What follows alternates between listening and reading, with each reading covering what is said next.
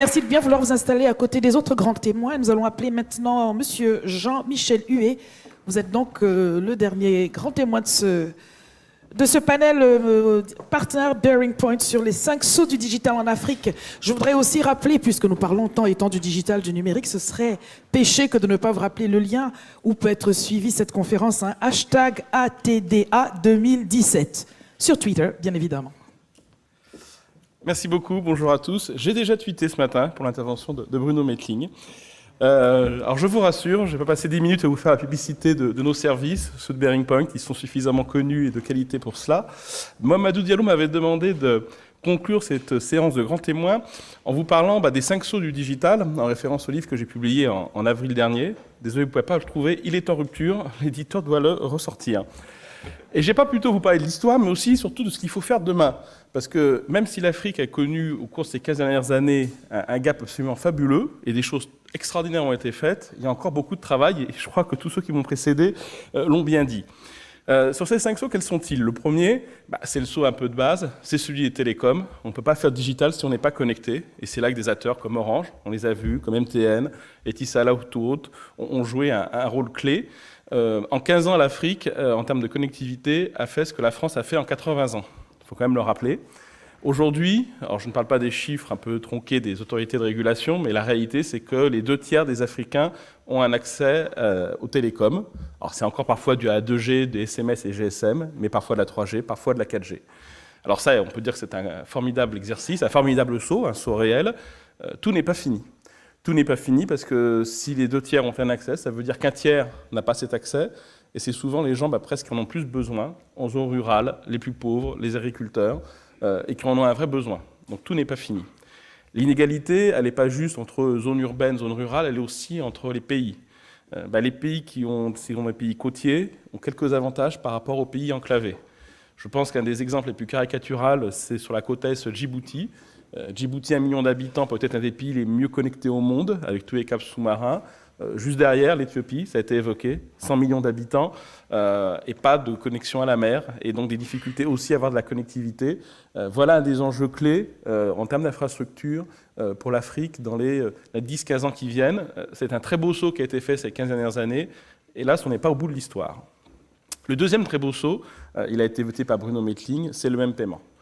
Et ça, c'est un saut magnifique parce que non seulement l'Afrique rattrape un retard, mais prend de l'avance. C'est effectivement, ça a été dit, peut-être le meilleur exemple au monde d'innovation inversée. Quand il y a 5 ans, je parlais du M-paiement africain à des très beaux panels de banquiers français, j'étais le garçon exotique de la matinée, c'était assez intéressant, c'était ensoleillé, c'était joyeux, mais ils trouvaient ça de loin, rigolo.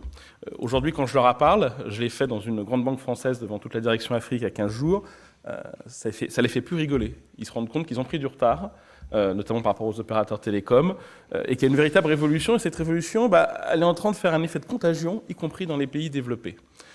Donc là encore, un véritable saut. On a cité M-Pesa, bien entendu, qui était le premier exemple historique en 2008, mais regardons aussi ce que fait Orange, ce que fait MTN, c'est un vrai succès. Mais là encore, on est au début de l'histoire. On est au début de l'histoire parce que finalement, si on fait une cartographie des pays africains où le M-paiement fonctionne, c'est une dizaine, tout au plus. Au sein de ces pays, et si je mets de côté l'exemple kényan, qui est le cas le plus extrême, qui est un record du monde, la moitié des transactions financières aujourd'hui au Kenya passent par le téléphone mobile. Dans les autres pays où ça marche bien, il y en a. Le Mali, la Côte d'Ivoire, par exemple, on n'est pas à ces taux-là. Parce qu'encore une fois, c'est un changement sociologique majeur que d'utiliser cette nouvelle technologie. Et puis quand on parle de M-paiement, en réalité, c'est essentiellement du transfert de personne à personne. C'est environ aujourd'hui 80% des usages réels autour du M-paiement en Afrique. Le cas typique, le jeune garçon qui est dans la ville et qui envoie de l'argent à ses parents qui sont restés au village. C'est important, parce que quelque part, ça permet de combler un déficit important en Afrique, celui des infrastructures routières. 400 000 villages en Afrique, tout continent, 54 pays. Les 2/3 ont une couverture au moins GSM, un quart seulement a une couverture en route bitumée.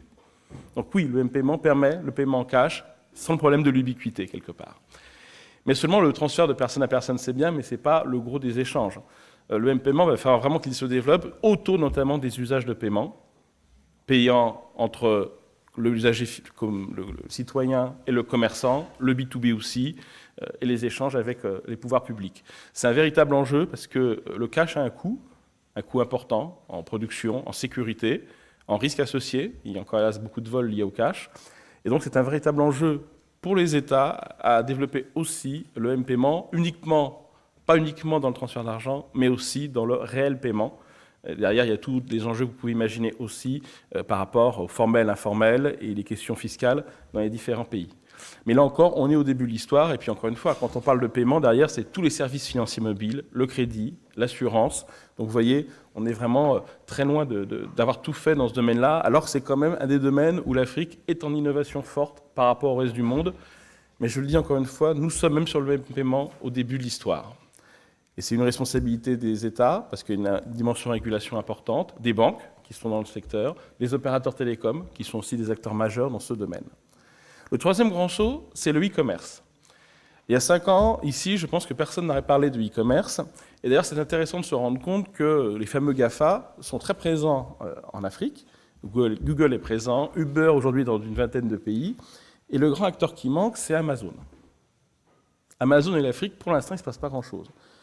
Et Amazon s'est fait doubler par d'autres acteurs, le plus connu étant Jumia, bien entendu, qui a réussi à développer un e-commerce à l'africaine. Ce n'est pas le même modèle que le e-commerce à l'Amazon aux États-Unis. C'est un modèle adapté au contexte. On n'est plus dans une logique de place de marché que de site de e-commerce. Ça va jouer donc sur qui détient les stocks, etc. Mais quelque part, aujourd'hui, Jumia, ça marche. Ils estiment qu'ils seront à l'équilibre l'an prochain. Et ce, en 5-6 ans, c'est quand même un très bel exploit. Eh bien, c'est un bel exemple aussi que dans le terreau africain a su se développer, autour du digital, une offre spécifique de e-commerce adaptée aux problématiques locales, aux problématiques d'adresse que vous connaissez, aux problématiques de frontières aussi, qui sont des enjeux, et a donc su se développer un e-commerce à l'africaine. Mais là encore, on est au début de l'histoire.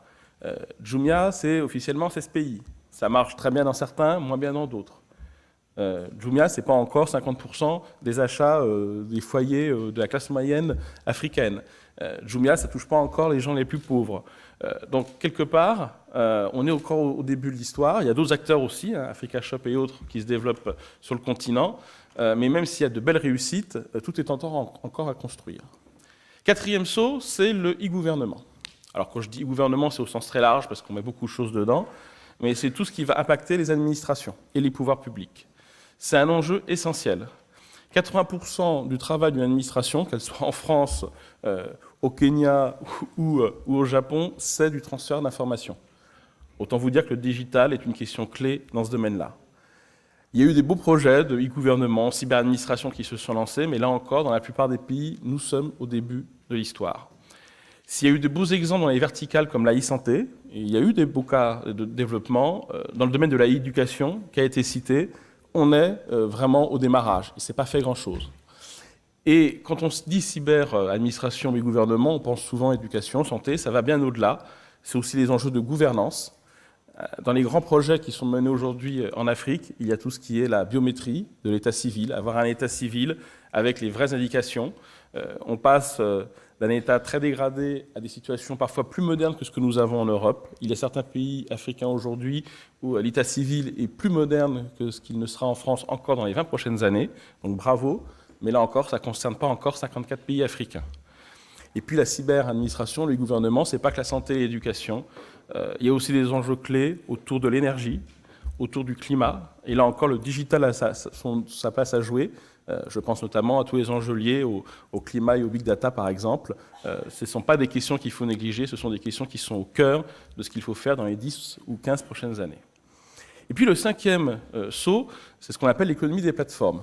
C'est-à-dire cette véritable force qu'est le digital qui permet d'associer différents fournisseurs, partenaires, prestataires, start-up, pour offrir différents produits et services associés ensemble à différents types de clients, qu'ils soient entreprises, gouvernements ou utilisateurs finaux. Tout ça, c'est aussi en train de se mettre en place. Un des bons exemples, ça a été cité par mon prédécesseur, c'est les Smart Cities. C'est l'exemple typique d'environnement, d'écosystème à créer où le digital, avec l'économie des plateformes, est au cœur du dispositif. Smart Africa s'inscrit dans cette logique, les grands projets de Smart City qu'on voit apparaître aussi, mais tout est à construire. Le challenge est formidable. Et si, sur mon premier saut, on peut dire qu'on est peut-être à plus de la moitié du travail réalisé, sur les Smart Cities, on n'a pas encore atteint le premier %. Donc le message, moi, je voulais vous partager avec vous ce matin, pour conclure cette séance des grands témoins, c'est de dire, oui, avec le digital, il s'est passé quelque chose au cours des 15 dernières années. L'accélération est formidable. Bruno Mettling recitait la phrase d'Alassane Ouattara, mais elle est très juste. Hein. L'Afrique a raté la seconde révolution industrielle, elle n'a pas le droit de le rater la troisième. Et c'est une responsabilité collective des entreprises privées, des gouvernements, des Africains qui sont responsables de leur avenir, mais également des Européens qui ont sûrement leur mot à jouer et qui peuvent aider à cela. C'est un enjeu collectif que cette réussite du digital et cette réussite de la troisième révolution industrielle en Afrique. J'espère que cette conférence et ces 3 journées, sous la direction de notre ami Mamadou Diallo, qui a fait un travail formidable pour nous réunir, sera l'occasion de faire des choses concrètes avancées pour réussir ce challenge. Ce challenge, c'est le nôtre à tous. Merci à vous. Merci, Monsieur Huet. Vous allez vous installer. Alors, 3 questions.